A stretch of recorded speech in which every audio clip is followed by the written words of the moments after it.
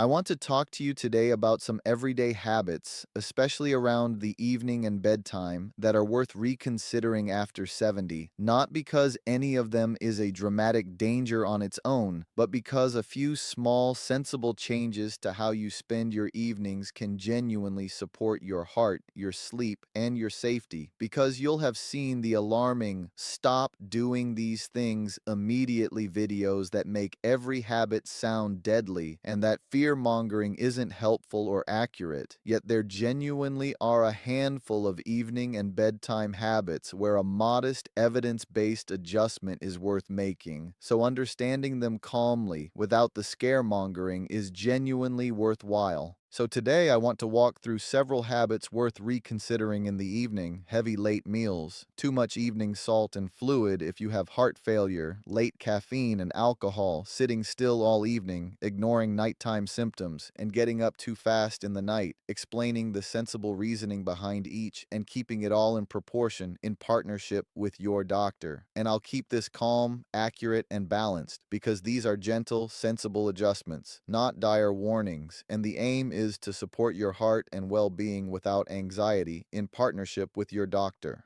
This is about a few sensible evening habits, held in proportion, not a list of terrors. And nothing here is a reason to change your medications on your own. Let me start with the first: very heavy late meals. The first habit worth reconsidering is eating a very large, heavy meal late in the evening, close to bedtime. The reasoning is sensible and modest, not alarming. A very large meal diverts a lot of blood to your digestive system and can, in some people, bring on symptoms like indigestion, or, in those with heart disease, occasionally provoke the chest discomfort of angina, as I've discussed. And lying down soon after a big meal can worsen acid reflux, which can itself cause chest discomfort that confuses matters. Eating very late and heavily can also disturb your sleep, which, as I've discussed, matters for your heart. So the sensible adjustment is to favor a lighter evening meal, eaten a bit earlier, leaving some time before you lie down, not to fear food, but to be kinder to your digestion, your sleep, and indirectly, your heart.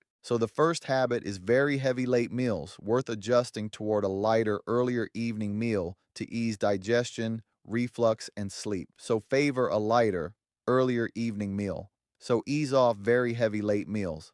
Let me give you the second, which matters mainly if you have heart failure, too much evening salt and fluid. The second habit matters mainly for those with heart failure, and it's worth being clear about that. If you have heart failure, your doctor may have given you guidance on limiting salt, which encourages fluid retention, and sometimes on managing how much fluid you drink, and paying attention to this in the evening as well as the day supports keeping fluid overload at bay. A very salty evening meal can worsen fluid retention overnight. So if you have heart failure, following your doctor's salt and fluid guidance, including in the evening, is a sensible habit.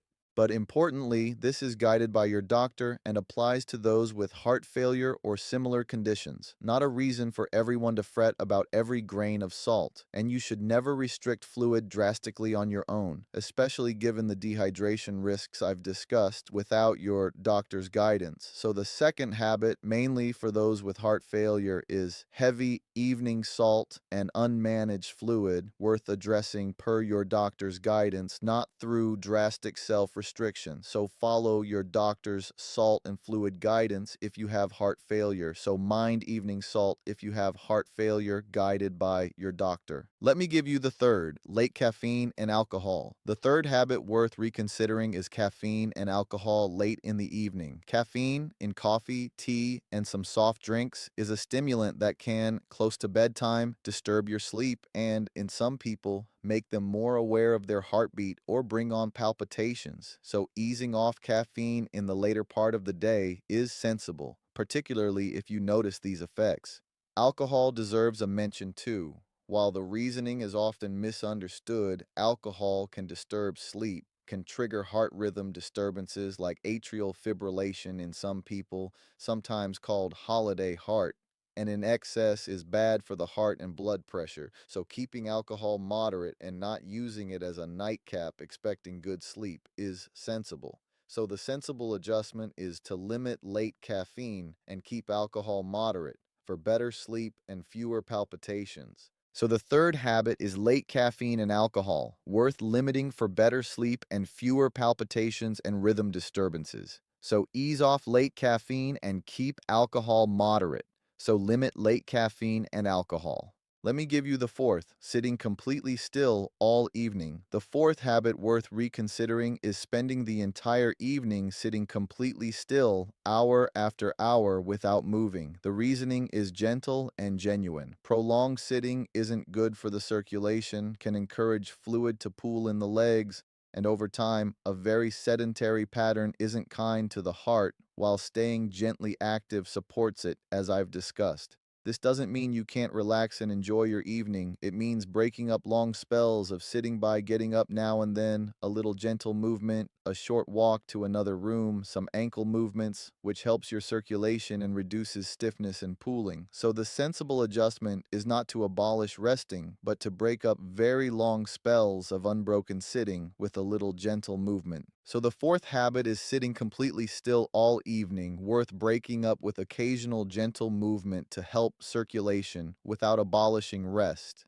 So break up long evenings sitting with gentle movement. So don't sit completely still all evening. Let me give you the fifth, which is the most important, ignoring or sleeping off nighttime symptoms. The fifth habit is the most important to reconsider, and it's a mindset one. The tendency to ignore nighttime symptoms or to decide to sleep it off and see how you feel in the morning. This is genuinely dangerous with certain symptoms. As I've discussed, chest pain or pressure, especially with breathlessness, sweating, or nausea, can be a heart attack. Sudden severe breathlessness or waking gasping and coughing up frothy pink phlegm can be acute heart failure. And sudden weakness, facial droop, or speech difficulty can be a stroke, remembering fast. The dangerous habit is telling yourself these will pass and lying back down, because with these emergencies, waiting costs dearly, and heart attacks and strokes are as much nighttime as daytime events. So the crucial adjustment is to resolve in advance that you will not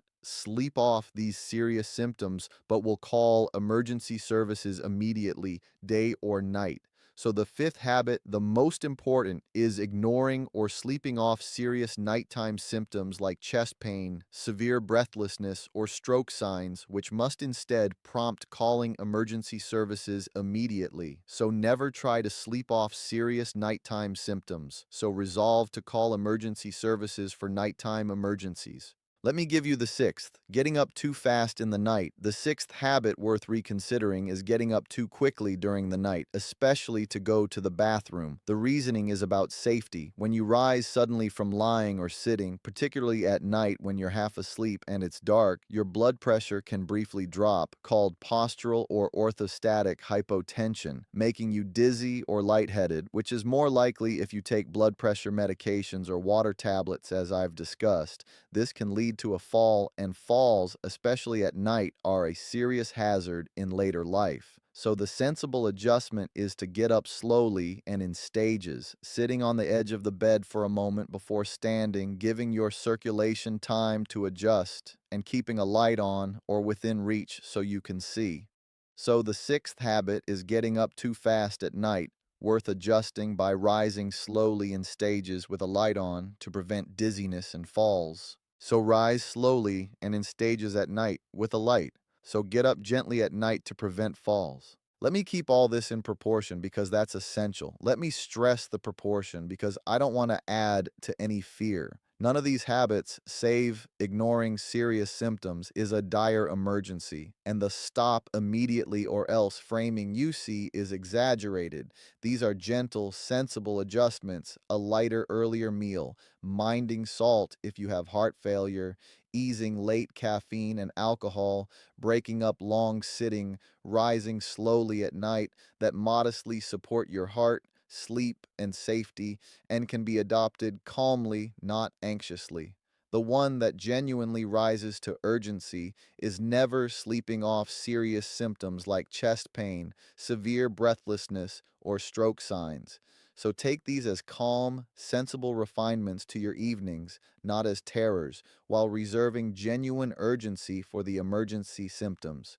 So keep these in proportion as gentle, sensible adjustments, not dire warnings, reserving urgency only for serious symptoms. So these are calm refinements, not terrors. So hold them in proportion. Let me point again to what genuinely protects your heart, because that's the real foundation. Let me anchor all this in what genuinely matters most, since these evening habits are refinements atop the real foundations. Your heart is protected chiefly by managing your actual risk factors with your doctor: blood pressure, cholesterol, blood sugar, not smoking, staying active, eating well, and healthy weight, and by taking any prescribed medications faithfully and never stopping them on your own. These evening adjustments support that, but don't replace it, so put your main effort into the established measures and let these sensible evening habits be helpful additions. So the real foundation is managing your established risk factors and taking medications faithfully with these evening habits as helpful additions.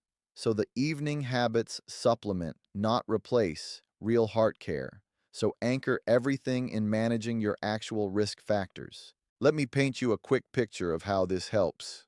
Picture a man in his 70s who eats a large, heavy dinner late, has a strong coffee and a couple of drinks in the evening, sits motionless in his chair until bed, gets up fast in the dark to the bathroom and feels dizzy, and has privately decided that if he ever feels unwell in the night, he'll just sleep it off. Understanding these habits calmly, he makes gentle adjustments: a lighter, earlier dinner, easing the late coffee and keeping alcohol moderate, getting up to move a little through the evening, and rising slowly with a light on at night, all of which improve his sleep, his circulation, and his safety. Above all, he changes the dangerous mindset, resolving that chest pain, severe breathlessness, or stroke signs in the night mean calling emergency services at once, not sleeping it off. Later, when he does wake with chest pressure and breathlessness, he calls emergency services immediately and gets life-saving care. The same man, but adopting sensible evening habits and, crucially, the resolve to act on serious symptoms, is healthier, safer, and, in the event, alive. That contrast is exactly why these sensible adjustments matter. Let me speak briefly to those of you caring for an older parent or partner. Understand that a few gentle evening adjustments can support a loved one's heart, sleep, and safety. A lighter, earlier evening meal, minding salt and fluid if they have heart failure per their doctor's guidance, easing late caffeine and alcohol, breaking up long evenings sitting with gentle movement, and rising slowly at night with a light to prevent falls. Keep these in proportion as sensible refinements, not terrors, but stress the one that genuinely matters urgently: never sleeping off serious nighttime symptoms. Help a loved one resolve that chest pain or pressure, especially with breathlessness, sweating or nausea, sudden severe breathlessness, or frothy pink phlegm, or stroke signs, remembering fast, mean calling emergency services immediately, day or night, and anchor it all in managing their actual risk factors and taking medications faithfully without stopping them alone. Helping a loved one adopt calm evening habits and, above all, act on serious symptoms supports their heart and can save their life. So let me draw this all together. A handful of evening and bedtime habits are worth reconsidering after 70, calmly and in proportion, not as the dire terrors the scaremongering suggests. Favor a lighter, earlier evening meal to ease digestion, reflux, and sleep. Mind evening salt and fluid. If you have heart failure per your doctor's guidance, ease late caffeine, and keep alcohol moderate for better sleep and fewer palpitations and rhythm disturbances. Break up long spells of evening sitting with a little gentle movement for your circulation, and rise slowly in stages at night with a light on to prevent the dizziness and falls that blood pressure medications can worsen. These are gentle, sensible refinements. The one habit that genuinely rises to urgency is the mindset of ignoring or sleeping off serious nighttime symptoms: chest pain, severe breathlessness, or stroke signs, which must instead prompt calling emergency services immediately. And all of it sits atop the real foundation, managing your actual risk factors and taking your medications faithfully, never stopping them on your own. So here's what I'll leave you with, straight and clear.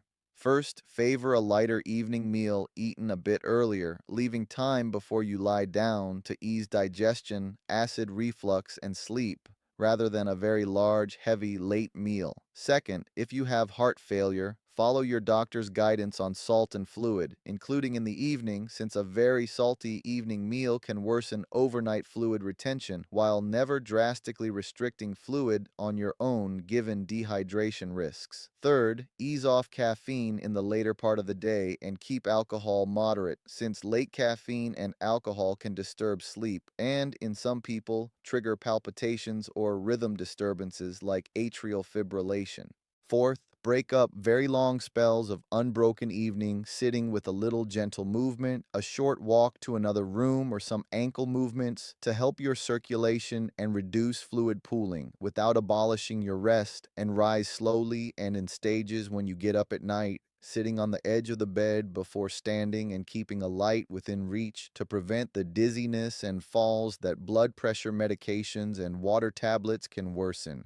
And fifth, above all, never try to sleep off serious nighttime symptoms. Treat chest pain or pressure, especially with breathlessness, sweating, nausea, or pain spreading to the arm, jaw, or back, sudden severe breathlessness or waking, gasping, and coughing up frothy pink phlegm, or sudden weakness, facial droop, or speech difficulty, remembering fast for stroke, as emergencies, and call emergency services immediately, day or night, while keeping all the other habits in calm proportion as sensible refinements, and anchoring everything in managing your actual cardiovascular risk factors with your doctor and taking any medications faithfully without ever stopping them on your own. A few sensible evening habits can genuinely support your heart, sleep, and safety, and the resolve to act on serious nighttime symptoms rather than sleep them off can save your life, all without any need for fear, which is well worth doing. So take care of yourself, adopt these gentle evening habits calmly, rise slowly at night, never sleep off serious symptoms, and manage your real heart risk. And because these are sensible refinements atop real heart care while serious nighttime symptoms are emergencies, please treat gentle evening adjustments as calm supports rather than terrors. Anchor your heart health in managing your actual risk factors and taking medications faithfully without stopping them alone, and treat nighttime chest pain, severe breathlessness, or stroke signs as your reason to call emergency services immediately. This touches on habits, sleep, and health worries which can weigh on people. So if anxiety about your heart or your evenings is troubling you, please know these adjustments are meant to be calm and gentle, and your doctor can help you support your heart without fear.